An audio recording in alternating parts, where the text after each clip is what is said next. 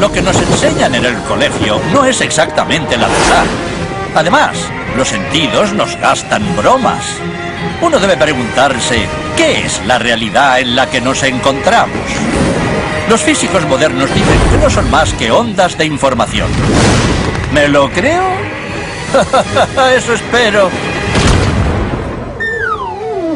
¡Oh, ya! Así que hago magia en la cancha. Sí, yo siempre escojo primero al niño prodigio. El doctor Quanto dice que todo el mundo tiene poderes mágicos, que todo el mundo los usa, que los usa siempre. Cada vez que uno mira. Y aquí tenemos al padre de todos los misterios cuánticos. El experimento de la doble ranura, que tiene muy mala fama. Para entender este experimento, primero tenemos que ver cómo actúan las partículas o las bolitas de masa. Si disparamos al azar un objeto pequeño, canicas por ejemplo, hacia la pantalla, vemos reflejado un patrón en la pared de detrás en la que han rebotado tras pasar por la ranura.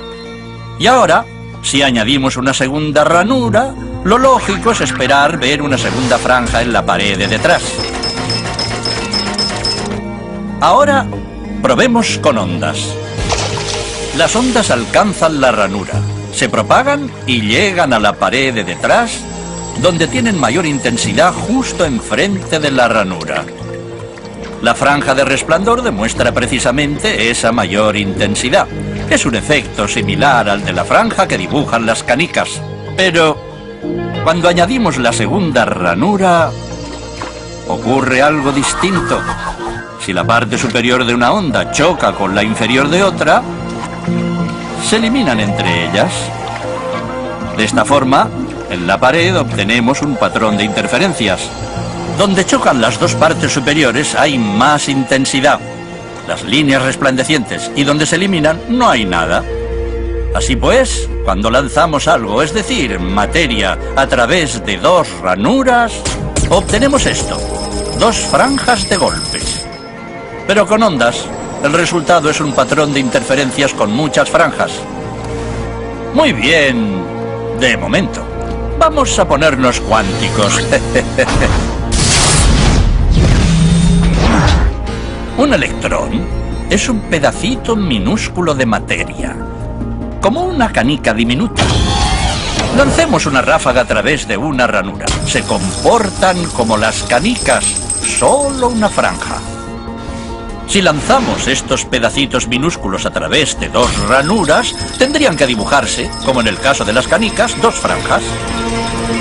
¿Qué? Un patrón de interferencias. Hemos lanzado electrones, pedacitos de materia. Pero aparece un patrón como con las ondas, no como con las canicas. ¿Cómo? ¿Cómo pueden trozos de materia generar un patrón de interferencias como una onda? No tiene sentido. Pero los físicos son muy inteligentes y pensaron, quizá las bolitas rebotan unas contra otras y crean ese dibujo. Y decidieron lanzar los electrones de uno en uno. Así no podían afectarse unos a otros. Pero estuvieron así una hora y vieron aparecer el mismo patrón de interferencias. No podemos ignorar la conclusión. Cada electrón sale como partícula. Se convierte en una onda de posibilidades, pasa por las dos ranuras e interfiere consigo mismo hasta que golpea la pared como partícula. Pero matemáticamente es aún más curioso. Pasa por las dos ranuras y por ninguna. Pasa por una y por la otra. Todas estas posibilidades están superpuestas las unas con las otras. El experimento desconcertó muchísimo a los físicos, tanto que decidieron mirar con atención para decidir por qué ranura pasaba en realidad el electrón. Pusieron un dispositivo de medición junto a la pantalla de las dos ranuras para ver por cuál pasaba y lanzaron el electrón. Pero el mundo cuántico es mucho más misterioso de lo que podían haberse imaginado. Cuando miraron, el electrón volvió a comportarse como una canica pequeña. Dibujó un patrón de dos franjas, no un patrón de interferencias. La misma acción de medir u observar por qué ranura pasaba conllevó que solo pasara por una, no por las dos. El electrón decidió actuar de manera distinta. como si fuera consciente de que lo observaban. Y en ese momento, los físicos adentraron para siempre en el extraño submundo de los acontecimientos cuánticos.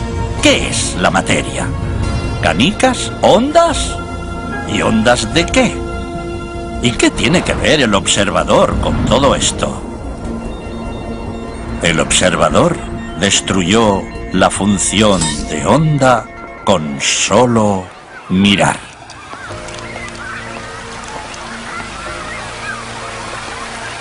Nosotros somos siempre el observador. Pero a veces nos identificamos tanto con los acontecimientos que incluso perdemos el aspecto del observador. Por eso el materialista se pierde y piensa que podemos pasar sin el observador. Los datos físicos demuestran que un objeto es una simplificación de lo que llamamos el entorno. Cuando nos fijamos en las partículas atómicas y subatómicas, o en la materia atómica o subatómica en cualquier forma, descubrimos que nuestra manera de observar y la elección de lo que queremos examinar cambian las propiedades de lo que vemos en lo que llamamos el entorno.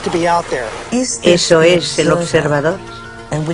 Algo tan complicado para el entendimiento, el mundo descabellado y extraño de las partículas cuánticas y de sus reacciones.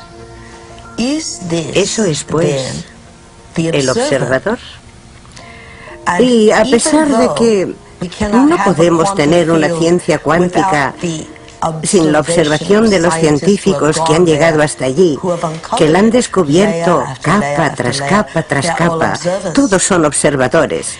Y ninguno está de acuerdo de forma concluyente con todas las teorías de la ciencia, porque matemáticamente todos la contemplan desde distintos ángulos de percepción. En mecánica cuántica no sabemos cómo situarnos en el mundo a nosotros mismos como observadores. No sabemos cómo tratarnos a nosotros mismos como observadores, como una parte más del sistema físico que describimos. La única forma que conocemos de estudiar la mecánica cuántica, como se entiende tradicionalmente, es manteniendo al observador fuera del sistema que describes.